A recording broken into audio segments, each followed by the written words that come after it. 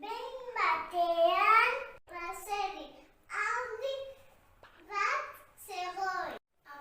Aitona Jose Mari eta Moni Petra bizi ziren. Animali asko zeuden. Txerria, beia, oioa, untxia, atea. Egun batean txerri txiki bat eskapatu zen. Txomin, txerritxoa, basoan, galdu zen, iluntzean, urrutian, hostoaren ulua entzun zen eta Txomin oso beldurtuta zegoen. Gainera, sazia ertean mugimendu bat ikusi zuen eta txerrikumea ezin mugiturik gelditu zen, baina txerriku bat agertu zen bera laguntzeko asmoz. Txerrikuaren arantxak oso luzeak eta zorrotzak ziren. Sazietatik ateratzean harrapatuta gelditu zen. Txomin eta trasto oihuka hasi ziren eta otsoa hurbildu zen. Trasto trikuak arantza bat eman zion Txomin txerritxoari eta bien artean otsoak alde egitea lortu zuten. Txomin eta Trasto oinez hasi ziren eta basoan galdu ziren, baina ez ziren beldurtu. Halako batean, otsoa bere familia guztiarekin agertu zen. Izkina guztietatik agertu ziren otsoak hortzak erakusten.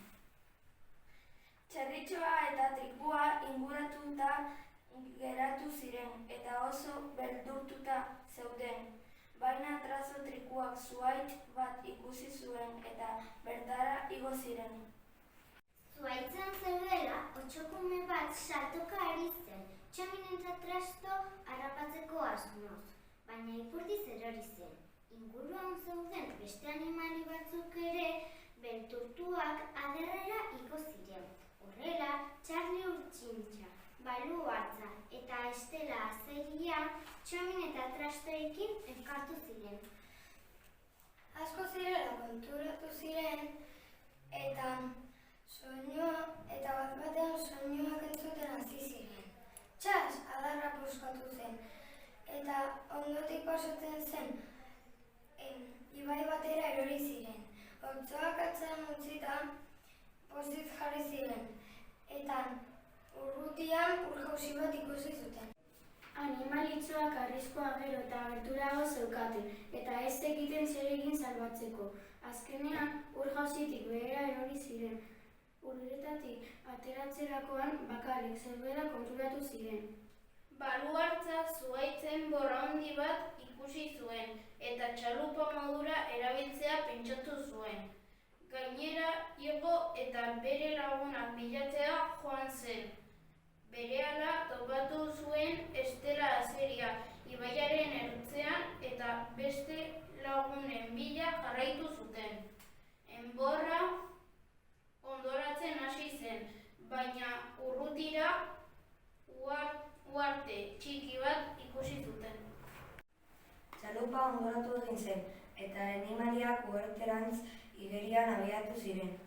Kokodriloak atzetik zituzten eta Txomin txerritxoari zauri bat egin zion zangoan kokodrilo batek. Txerritxoa igeri egiteko gaizki zebilela ikusita Baluartzak uhartera iristen lagundu zion. Denak uhartera iristean lekua arakatzera joan ziren. Sumendi txiki bat topatu zuten. Oso polita baina bat-batean laba ateratzen hasi zen. Animaliak hori ikustean konortea galdu zuten. Tximinoak egoera ikusita animaliak laguntzera joan ziren eta pixkanaka jaitsi zituzten kobazulo batera. Kobazuloan zeudela bat-batean saguzarrak agertu eta haiengana hurbildu zitzaizkien. Animale guztiak izututa korrika hasi ziren, baina ez zuten ezerrez ikusten dena iluna zegoelako.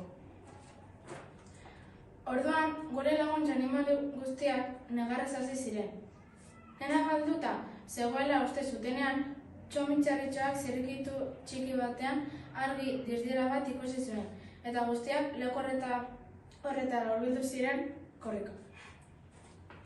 Zirrikitu txikia zeharkatu zutenean inorrek espero ez zegoen leku bat topatu zuten. Haien aurrean mundu magiko bat agertu zen. Mundu magikoan agertu zirenean, inoiz ikusitako zerbait aurkitu zuten. Milioika eta milioika animali mitologiko. Hartzaren burua eta zaldiaren gorputza zuen animali bat, arranoaren burua eta zezenaren gorputza zeukan beste bat, eta bar. Hau ikusterakoan oso harrituta eta beldurtuta geratu ziren, eta ezkutatzen saiatu ziren animali berri hauen jarrera hobeto ezagutzeko. Baina bat-batean, arrano zezenak haiengana hurbildu eta gure lagunak ikusi zituen. Arrano zezenak gure lagunak ikusterakoan hauek atxilotu zituen, eta kaiola batekin animali mitologikoen buruzagiarengana eraman zituen. Hauen liderra inoiz ikusitako animali beldurtsuena zen. Armiarmaren burua eta soge baten gorputza zeukan animali mitologikoa.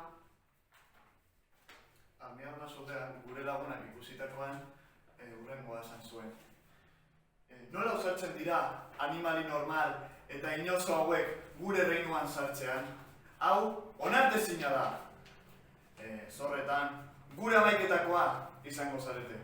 Gure lagunak negarrez eta korrika joan ziren haien bizitzara salbatzeko. Gure lagun guztiak, kilometroak eta kilometroak egin ostean, nekartuta eta etxita zeuden. Korrika egiteari utzi zioten, eta azkenean animali mitologikoen amaiketakoa izango zirela onartu zuten. Negarrez, gure laguntxoak bezarkadak eta eskerrak elkarri eman zizkioten, elkarri eskainitako laguntzarengatik. Baina bat-batean, inorrek espero ez zuen zerbait gertatu zen. Aitona Jose Mari eta Amona Petra txaloka gertu ziren. Gure lagun guztiak hartuta geratu ziren eta Aitona Amonei galdetu zieten. Zer demontra egiten duzu hemen? Kontuz, animali mitologikoek jango zaituz. Baina Aitor Amonek lasaitasunez hurrengoa azaldu zieten. Egon zaitezte lasai. Pasa dezuten egun guzti hau gure froga bat izan da eta gu egiluze ikastetxean ezagutu eta maite mindu ginen. Eta bertan ezinbestekoak diren baloreak transmititu zizkiguten. Laguntasuna, empatia, elkartasuna, adirizkidetasuna eta bar. Froga guzti hauekin balore hauek dauzkazutela erakutsi dizguzue eta oso harro gaude zuetaz. Ordainetan, egiluzeko hurrengo familia laskerterketarako gonbidapena jasoko duzue. Hor, etxean bezala sentituko zarete eta. Bukaeran, gure historioaren partaide guztiak, Aitona Amonak, animali mitologikoak eta gure lagunak egin luzeko baratzetik ateratako fruitu eta barazkiekin askari osasuntxua egin zuten. Eta hala bazan edo ez bazan, salba dira egiluzeko eraikinean eta atera